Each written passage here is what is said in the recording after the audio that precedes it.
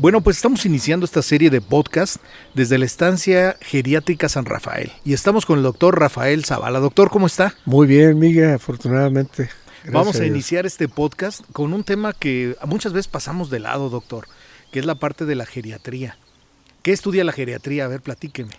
Bueno, la geriatría es una rama de la medicina muy importante en este momento por el cambio demográfico que está ocurriendo en el mundo. La geriatría estudia los procesos patológicos que ocurren dentro de una persona que está envejeciendo y demográficamente se considera un paciente geriátrico a partir de los 60 años. Desde el punto de vista legal, actualmente las personas que entran en este rubro son de más de 65 años. La geriatría estudia precisamente las características muy particulares que tienen estos pacientes cuando presentan problemas crónico-degenerativos o agudos. Y vamos todos para allá, doctor. O sea, es. todos nos gusta, ojalá que lleguemos, ¿no? Pero sí es esa parte de la geriatría. Oiga, doctor, pero platíquenos sobre usted. Hace ratito, antes de iniciar el podcast, platicábamos que consideramos que una parte muy importante en la visita con un médico es tenerle confianza, es conocerlos. Así es. ¿Quién es el doctor Rafael Zavala? Bueno, pues yo soy una persona michoacana 100%, egresada de la Universidad de Michoacán de San Nicolás de Hidalgo, de la Facultad de Medicina Ignacio Chávez. Tuve que emigrar de aquí de Morelia porque no había oportunidades y porque había la necesidad de prepararnos para hacer una especialidad. Oiga, doctor, ¿y por qué dedicarse a la geriatría? Había más especialidades. Fíjate, Miguel, que yo curiosamente cuando llegué a México trabajé en el área de medicina forense un tiempo y vi que no era lo mío, era muy difícil el trabajo y en ese tiempo en México surgía la geriatría, no había la especialidad como tal. Tuve la fortuna de que me dieran una beca por parte del Seguro Social en la Universidad Complutense de Madrid, en el Hospital Clínico Universitario de San Carlos, y realicé una maestría en ciencias con especialidad en geriatría. Regresando de España, me hizo el favor de abrirme las puertas el doctor Rubén Argüero, que fue el cardiólogo que hizo el primer trasplante de corazón en México. Yo llegué al Hospital General del Centro Médico La Raza en el 1990 aproximadamente y formé el primer servicio de geriatría y la formación de médicos diplomados en geriatría en ese tiempo, y fueron los pioneros de la geriatría desde el punto del Seguro Social. Llegó el momento de la jubilación y decidí venirme a Morelia. ¿Y qué le ha parecido la geriatría? Han sido muchísimas satisfacciones en todos los aspectos. Y aunque el Seguro Social me jubiló, la vida no me ha jubilado y sigo en este camino atendiendo a los adultos mayores. He abierto hace 10 años aproximadamente por primera vez la residencia para adultos mayores San Rafael, con unas bonitas experiencias. Se cerró debido a la pandemia y situaciones muy críticas que había en ese momento. Y ahora nuevamente surge revitalizado la reapertura de la residencia con todo el ánimo y con más experiencia para brindar una mejor calidad a los adultos mayores. Oiga, doctor, pero platíqueme, ¿por qué abrir la residencia? ¿Qué fue lo que vio que no había en otros lados y dijo, pues bueno, lo tengo que hacer aquí? Mira, Miguel, normalmente yo sigo activo en la consulta normal de geriatría. Sin embargo, la necesidad que tienen los adultos mayores para institucionalizarse por todos los problemas crónico-degenerativos me hizo voltear a ver a las residencias que actualmente hay aquí en la ciudad de Morelia y en muchas ciudades. Todos están haciendo su esfuerzo desde un punto de vista humano, pero deja mucho que desear. Deja mucho que desear desde un momento las instalaciones. No están adecuadas para atender al adulto mayor. Para atender en una residencia para adultos mayores existe la NOM mexicana, las normas que debe de estipularse en la altura de los pasamanos, la luz que debe de existir, que no debe haber escaleras, las características de los baños, una serie de condiciones que da la norma mexicana para poder tener una residencia. Y observé que no había respeto a esas normas para tener una residencia. Esto yo lo hice hace 12 años. Lo construí la residencia con esa norma mexicana. Pensando en la necesidad. Pensando en la necesidad y funcionó muy bien. Porque se da por muchos lados que tienen una casa y la adaptan. Así ya sea para es. Un jardín de niños, para otra cosa, ¿no? Entonces, a veces hasta en un segundo piso, híjole, están subiendo las escaleras a los abuelitos, hay rampa, lo que ofrecemos en una residencia son 4 aspectos importantes. Seguridad. seguridad de que no vaya a sufrir una caída, seguridad de que no haya un ambiente frío, tiene que haber un ambiente cálido, seguridad de entrar al baño, tiene que haber una temperatura adecuada, seguridad de un resbalón. Sí, claro. La seguridad es básica. Si no tienes contemplado una norma, estás dejando a un lado y poniendo en riesgo al paciente. Oiga, doctor, perdón que lo interrumpa, pero también, aparte de todo eso, no sé si las personas que escuchan este podcast se dan cuenta o alcanzan a percibir los pájaros. Estamos en un ambiente súper relajado, tranquilo. Decidimos grabar este podcast al aire libre porque es un ambiente muy bonito, entre tantas plantas, entre el agua que están haciendo aquí a un lado. Y estábamos viendo que tiene plantas no nada más de ornato, hay muchísimas, una huerta aquí cerquita. Árboles frutales. Sí. Y el ambiente y los pájaros le dan el aire, la frescura, le da un ambiente, porque no está frío, es un ambiente muy, muy rico. Y estamos a 5 o 10 minutos de la ciudad de Morelia, la verdad es muy cerquita. Pero ese ambiente creo que es parte fundamental para esa parte, o esa, ¿qué será? ¿Es la tercera etapa de la vida, doctor? Sí. Donde se requiere tranquilidad. ¿Qué ha sido lo más satisfactorio que ha tenido en estos? ¿Cuántos años tiene de experiencia en la geriatría, doctor? Desde el 85 me acerqué a la geriatría. Mire. Entonces estamos hablando... ¿Y no se arrepiente de especialidad? No, que diga, no, me hubiera ido por otro lado, no sé. Pues yo creo que estoy hablando de 85, estoy hablando de 40 años, doctor. 40 años casi. 40 años. 40 años de experiencia en la geriatría y hemos crecido. Apenas. Me ha dado muchas satisfacciones, me siento todavía con la energía para seguir cumpliendo pues un propósito de vida. Claro. Que es pues terminar mis años haciendo lo que me gusta y por eso volví a aperturar la residencia, Miguel. Oiga, y qué gratificante, ¿no? El ayudar a otras personas, el darles en esta etapa, pues no le puedo decir final, pero sí una etapa después de la vida productiva, pues sí un poco, pues ayudarlos cuando más se necesita, ¿no? Algunas personas, yo le confieso, creo que muchos, en mi caso, tenemos miedo a esa parte de llegar, primero que lleguemos, y después de que ya no nos podemos valer por nosotros mismos y empiezan algunos achaques y empezamos a pagar las facturas de toda la vida que llevamos anteriormente. Entonces, pues dedicarse a ayudar a las personas, creo que es una parte muy buena, ¿no? Ha habido en el transcurso de mi vida muchísimos reconocimientos de pacientes que he ayudado a mejorar su calidad de vida. Y eso es lo que le llena a uno. Claro. Y cuando el paciente llega aquí a la estancia, ¿qué es lo primero que encuentra de diferencia? Mira, primero, aunque no vengan a la residencia, vienen a la consulta normal a verme y desde que entran la familia y el paciente se respira un aire de tranquilidad porque aquí no hay una sala de espera encerrada, estamos en el jardín al aire libre con una sombra espectacular y rodeado de flores, se siente una tranquilidad y creo que expresamos una tranquilidad desde el momento de que logramos la empatía con los pacientes. Eso es importante, eso te lo da el tiempo, el amor que le dedicamos al paciente y los conocimientos, porque finalmente resolvemos las situaciones críticas o crónico-degenerativas que tiene. Entonces el hecho de que el paciente encuentre un ambiente que no es hospitalario, que no es un ambiente cerrado, común, en un consultorio, en una torre médica, que vienen acá a relajarse a un consultorio con estas características, creo que ahí empieza la empatía y la confianza que me he ganado con mis pacientes. Por un lado la experiencia, por otro lado la actualización que tenemos todavía. Soy parte del Colegio Michoacano de Geriatras. Yo creo que yo soy el mayor, más viejo. Han ingresado aquí recientemente. Cuando yo llegué aquí a Morelia, hace ya muchos años, habíamos 4 geriatras, incluyendo a mi esposa. Y actualmente hay aproximadamente 54. Entonces, a mí me da mucho gusto cada vez que llega una nueva camada de residentes egresados de la especialidad, porque pues vienen con todo el entusiasmo. Claro.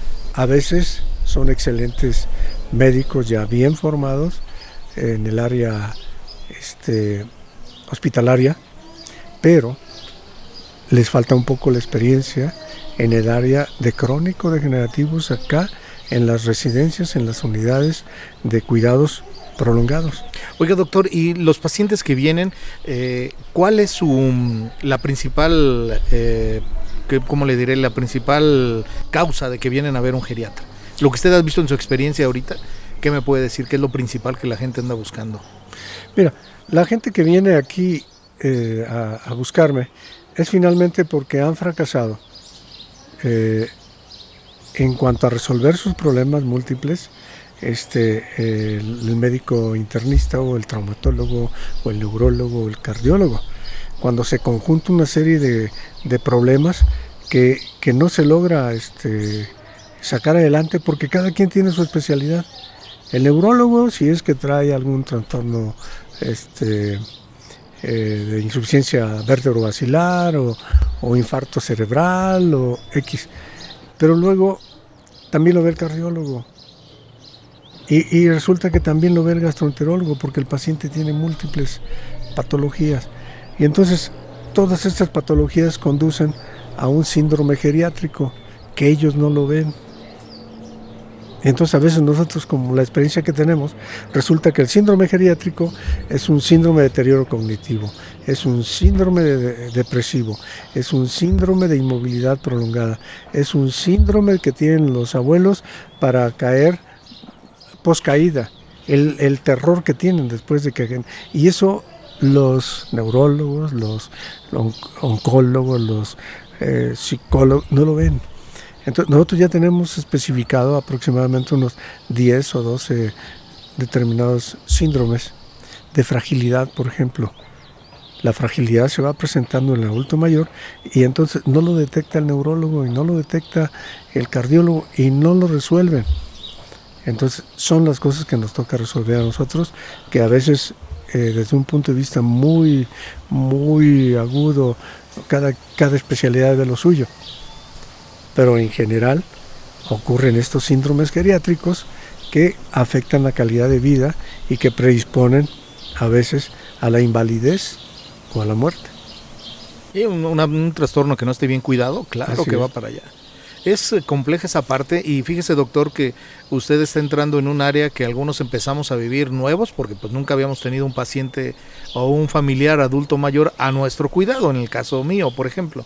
Hasta que mis padres crecieron, bueno, ya que pasó el tiempo, empecé a ver las cosas que yo no había visto y que van cambiando, que ellos tampoco habían vivido, ¿no? Es una etapa Así nueva. es. Y esa etapa es compleja, doctor, porque uno como hijo no sabe los cuidados que debe de tener y pues los papás tampoco, porque no tal vez pues están viviendo algo que no habían vivido, ¿no? Aunque tal vez les haya tocado cuidar a sus padres, si tuvieron esa fortuna, no es lo mismo, los tiempos han cambiado.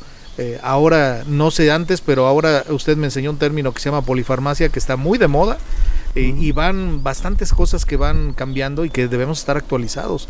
Esa parte de actualización que tiene usted, pues lo mantiene a la vanguardia y es parte del trato. Aunque déjeme comentarle que algo que yo he visto aquí en la estancia y con usted, es que muchos médicos son un tanto fríos con el paciente.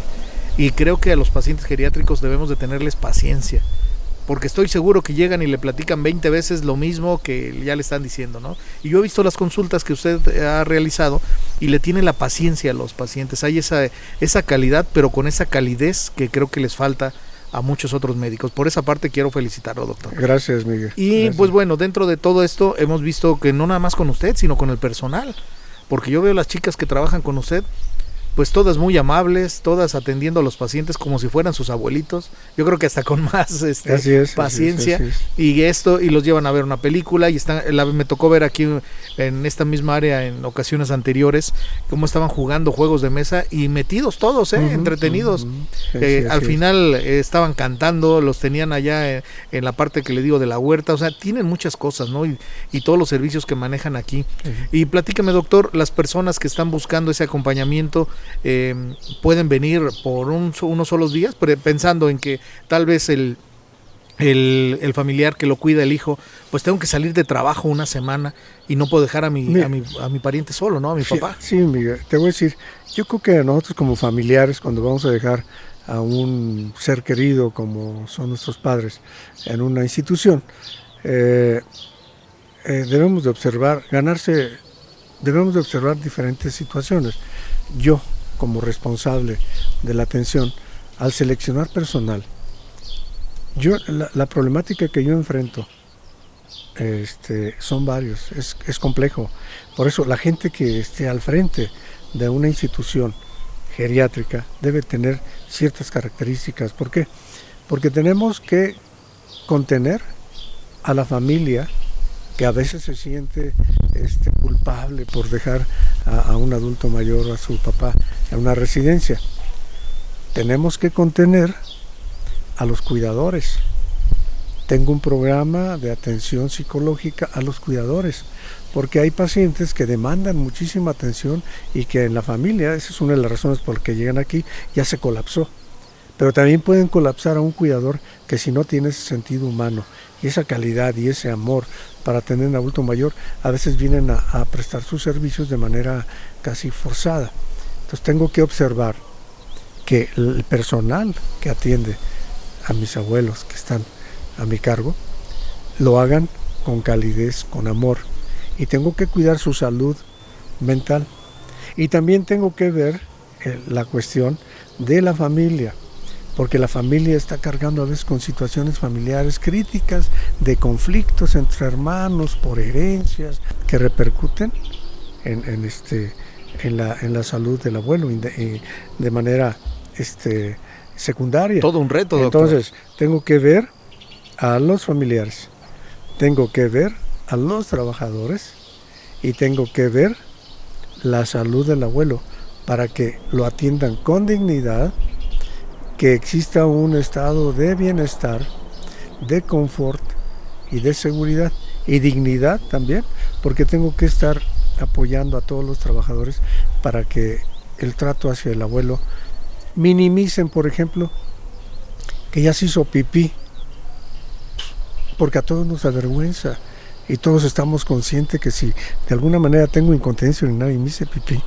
se avergüenza uno psicológicamente y eso te deprime. Entonces el trabajador debe estar adiestrado para si un abuelo se hace pipí, minimizarlo para mantener su dignidad como ser humano y su estado emocional. Entonces ese tipo de cuestiones son los retos y es mi responsabilidad de estar vigilando, porque esto no camina solo. Hay un trato muy humano y desde que estás en contacto con una persona, de ahí cambia totalmente, como no es un cliente. Para nosotros no es un cliente, es parte de la familia y es nuestra responsabilidad que viva con dignidad, que viva con confort, que viva con bienestar, que viva con seguridad. Y son 4 valores que tenemos aquí muy... ¿Cuáles son? Platícame. Eso, seguridad, dignidad, bienestar y confort. Perfecto. ¿Quién no quisiera que nuestros familiares estuvieran en un lugar así? Le platicaba ese caso de los hijos, vamos a decirlo así, que salen de viaje por cuestiones de trabajo, tal vez vacaciones, no sé. Tienen que salir de la ciudad y me da pendiente, tengo miedo en dejar a ese adulto mayor que está bajo mi tutela, bajo mi cuidado, solo. ¿Pueden venir aquí por días, por horas, por mes? ¿Cómo lo trabaja, doctor? Quizás por horas no, porque es muy difícil. Hay que hacer una evaluación de quién está llegando a la residencia, porque no me puede dejar el encargo aquí a mi abuelito, no. Creo que tengo que hacer una evaluación geriátrica integral. ¿Por qué?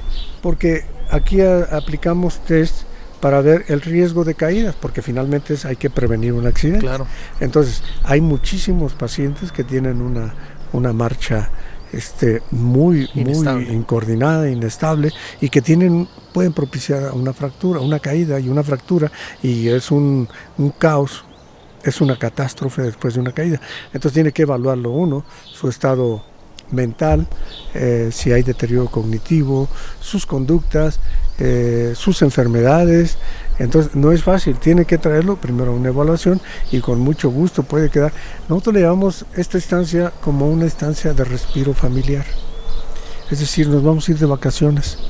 Pero un paciente, por ejemplo, con demencia tipo Alzheimer, otro tipo de demencias, cuando los cambias de ámbito entran en crisis agudas de confusión. Y entonces, aunque tú lo lleves al mejor hotel de Cancún, pasas un infierno esas vacaciones, porque vas a sufrir frecuentemente esos estados confusionales que entra nuestro paciente. Entonces, no es conveniente cambiarlos a veces de espacio. Entonces, uno tiene que estar preparado cuando llega un paciente con estas características de que se logra adaptar a la residencia. Entonces, es difícil que te lo dejen 24 horas porque tú no conoces al paciente. Pero podrían estar una semana. Claro, pueden estar una semana. Pueden estar 3 días, 4 días, 5 días. Esa es una estancia de respiro familiar. La única condición es que tienen que venir para poderles hacer una evaluación geriátrica integral. Eso es un tipo de pacientes. Otros que dijeran, oye, pues nadie de los hijos lo puede cuidar, pues queremos que esté ahí en la estancia y lo vamos a visitar. ¿Se puede? Claro. Tenemos aquí el programa de como guardería. Viene siendo como una clínica de día. ¿Qué significa la clínica de día geriátrica? Porque la mayoría de pacientes no son sanos, los que vienen a esta estancia. Entonces, a mí me obliga a estar atento en el tiempo que están compartiendo. Por ejemplo, uno de los pensamientos o de los propósitos que yo como geriatra tengo es de que no lleguen a una institución, que no se vayan a una residencia de tiempo completo. Mi propósito como geriatra es identificar todos estos factores de riesgo, resolver las enfermedades para que el paciente pueda valerse por sí mismo en su casa, que requiera menos cuidados de terceras personas. Oiga, doctor, pero a ver, sí, yo entiendo esa parte, llego, lo curan y ya se vuelve a reintegrar totalmente a su vida tal vez normal, pero conociendo las instalaciones, doctor, no se van a querer ir de aquí. Así es. Tengo el caso ahorita de una residente que trae una gonartrosis severa, que no es inoperable porque ella trae otros problemas de tipo tromboembólicos, ponen más riesgo si la operamos de ese problema degenerativo que tiene en sus rodillas, que no le permitía caminar. Y entonces el estar ella ya dependiendo de su hijo para bañarse, para bla, bla, bla, todas sus actividades de la vida diaria, con un deterioro muy severo, pues se está corrigiendo. Ella ya puede caminar, ella ya puede sentarse, levantarse con más facilidad. Todavía depende de muchas actividades, pero el propósito que yo tengo es rehabilitarla, aplicarle aquí terapias de ozono, terapia neural, analgesia y ejercicio físico, nutrición, que es importante. Entonces vienen, aquí desayunan, aquí comen. Tengo una nutrióloga que hace la valoración nutrimental para lo que requiera, es individual, y entonces estamos fortaleciendo desde el punto de vista de nutrición su aporte de proteínas, carbohidratos, para poder compensar, porque a veces los abuelos en sus casas no comen adecuadamente, comen demasiados carbohidratos, poca proteína. Luego por consentirlos queremos darles algo que no es. Le pregunto yo al familiar, ¿y qué le das de desayunar? No, él desayuna muy bien, doctor. ¿Qué le das? Su avenita, su papaya y sus galletas, doctor, y a veces su concha cuando se le antoja. Son puros carbohidratos, Miguel. Y entonces eso empieza a haber una desnutrición proteico-calórica. Y eso es lo que se corrige aquí en la residencia. Y si le ponemos, doctor, que luego el paciente a fuerza quiere, no sé, la concha, sí, pues y no luego, ayuda, ¿no? Y luego a veces la convivencia, la nutrición no nada más es nutrirte y llenarte de proteína, carbohidratos y grasas, no. La nutrición es la convivencia también. La convivencia, el estar con gente que puedas compartir tus mismos problemas, que te escucha, porque a veces en la familia no escucha, o es que está comiendo a veces solo, porque todos trabajan y le dejan el desayuno. Híjole, o le dejan la comida, y aunque le dejen no es lo mismo estar conviviendo con más gente a que tú estés comiendo o desayunando solo. Ya vio, doctor, me dio la razón. Por eso le digo que muchas veces vienen los pacientes y no se quieren ir, así porque es. Aquí encuentran todos esas Y cuando cosas. ya se logra que sean lo más independiente posible, los pacientes ya no se quieren ir. Sí, claro. Porque ya se acostumbraron a estar en este ambiente natural donde pues ya ellos ya viven del júbilo y aquí hay actividades. ¿Qué tipos de actividades hay, doctor? Platícanos. Pues mira, sobre todo tenemos un área de un vivero donde la intención es que el paciente vaya a limpiar un poquito las hojas de los jitomates, de las fresas, que vayan a cortar flores para adornar aquí, porque hay muchos alcatraces, hay muchísimas flores, hay rosales, que ellos mismos tengan actividades que les relajen. Y entonces ahí en el vivero hay actividades y están en un ambiente muy, muy agradable. El paseo aquí sobre la finca pues es aproximadamente 1 hectárea y entonces hay andadores con la seguridad de que van acompañados siempre de los enfermeros, de las cuidadoras y entonces eso hace el ambiente más diferente. Y el acompañamiento médico, ¿no? Así es, y yo estoy al pendiente. Aquí yo hay una fortaleza en esta residencia que aquí vivo yo. Y entonces sí puedo presumir que la residencia San Rafael tiene un médico geriatra de cabecera. Las 24 horas. Y se los puedo, la gente que va a decir, me estás echando mentiras, no, porque yo aquí vivo. Es una finca muy grande, de 1 hectárea, donde hay equinoterapia, tengo caballos, está la huerta, hay huertas con guayabas, y los juegos de mesa, las películas, las pláticas. El otro día vi una sesión donde estaban con una guitarra y estaban cantando. Al final hay muchas actividades. Así es. Oiga, doctor, y dentro de todo esto, platíquenos. Estamos a 5 o 10 minutitos de Morelia. ¿Cómo le hacemos para llegar? Las personas que quieren llegar aquí a la estancia, ¿cómo los guiaría? Fíjate que es cosa curiosa. Porque la gente cree que lo más cercano que esté a su casa quieren tener a su familiar.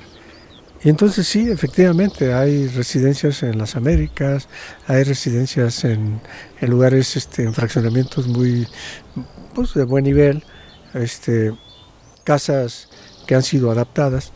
Pero la fortaleza mía, que aunque esté a 5 o 10 minutos del centro de Morelia, en la salida a Pátzcuaro, hay que tomar la autopista a la salida a Pátzcuaro, y en el primer retorno, a esa altura está la Tenencia Morelos, y aquí está la residencia. Quizás yo lo veía como una debilidad por estar un poquito lejos, pero la verdad es que la gente que está buscando que su familiar pase una calidad de vida, si comparamos una casa pequeña, a este ambiente no hay comparación. Natural, no hay comparación y a lo mejor es una fortaleza mía. La verdad no está tan retirado, ¿no? Oiga, doctor, y datos de contacto, platíquenos, ¿cómo pueden localizarlo? Bueno, en Facebook nos encuentran como Residencia San Rafael, Morelia. Y para fines del contacto, pues es un teléfono celular, les puedo proporcionar el mío, el personal, porque a veces desde que está la entrevista, yo me doy cuenta si cómo viene y puedo dar una orientación, porque a veces no es necesario que se queden en la residencia. A veces cuando hay recursos suficientes en casa, pues yo les puedo orientar perfectamente para que exista esa revitalización. Yo tengo aquí un programa que se llama Revitalización Geriátrica. Me los traen todos los días. Se les hace una sesión de ozonoterapia, terapia neural, se les suplementa con omega 3, se les da una terapia de oxigenoterapia personal al paciente, se les orienta en cuanto a la nutrición y a veces pacientes que vienen con diabetes mellitus, por ejemplo, con insulina y que aún con insulina siguen alta el azúcar y mal controlados, entonces optamos por esos programas de revitalización con la intención que no propiciar que el paciente llegue a un hospital. Entonces todos los días veo a mi paciente me los traen, es una sesión que dura media hora y se regresan con su familiar a casa. Yo creo que tenemos que hacer más podcasts, uno de cada una de las terapias que maneja el doctor. Pero denos el teléfono de contacto. Sí, es el personal conmigo, el doctor Rafael Zavala, es el 44 33 68 30 64. Perfecto, y va a estar apareciendo también en pantalla, aquí lo estamos viendo, los datos de contacto, correo electrónico, las páginas en redes sociales para que los puedan seguir, y pues esperamos que este primer podcast de la Estancia Geriátrica San Rafael les haya sido de su agrado y les haya abierto un panorama interesante para ese adulto mayor que estamos cuidando y que muchas veces no sabemos cómo llevarlo a cabo. Muchísimas gracias y los esperamos para la próxima, sin antes decir al doctor que le agradecemos mucho todas las facilidades para venir a grabar ese podcast aquí en la estancia. ¿Y algo más que quisiera agregar, doctor? Nada, Miguel, que estoy queriendo llegar a la población que tenga a su cuidado un adulto mayor, que se dé la oportunidad de asomarse a este proyecto que lo hemos hecho con mucho amor y con mucha dedicación y con mucho profesionalismo, pensando en la calidad de vida no nada más del adulto mayor, sino de la familia que acompaña al adulto mayor. ¿Sí?